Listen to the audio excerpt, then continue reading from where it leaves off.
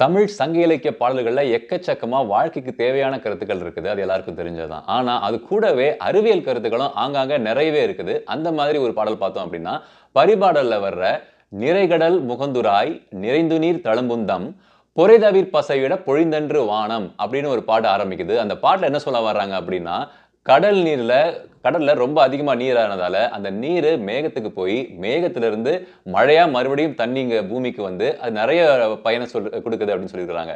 அது எப்படின்னு பார்த்தீங்க அப்படின்னா, ஒரு புலவர்கள்லாம் எவ்வளோ நெறைய அறிவு மூலமா, அறிவு மிகுதியால, அவங்களுடைய நாவல் மூலமா நெறைய பாடல்கள் இயற்றுறாங்க. அந்த பாடல்கள் உலகத்துல இருக்க எல்லா மக்களுக்கும் போய் சென்றடையுது அப்படின்ற ஒரு உவமைக்காக சொல்லியிருந்தாங்க. அந்த உவமையில ஒரு சாதாரண உவமைய சொல்றதுக்கு பதிலா, அறிவியல் பூர்வமா இந்த பரிபாடல் வந்து ஒரு 5ஆம் நூற்றாண்டு இல்ல 6ஆம் நூற்றாண்டுல வந்திருக்கலாம்னு சொல்றாங்க. அதாவது 1500 ஆண்டுகளுக்கு முன்னாடியே இவ்வளவு தெளிவான ஒரு அறிவியல் இந்த தமிழ் புலவருக்கு இருந்ததால தான், அத ஒரு உவமையா பயன்படுத்தி இவ்வளவு சூப்பரான ஒரு மெசேஜ் சொல்லியிருக்காரு. ஒரு 1700, 800 வாக்குல தான் இது வந்து நெறைய ரிசர்ச் பண்ணி சயன்டிஃபிக்கா ப்ரூவ் ஆச்சு.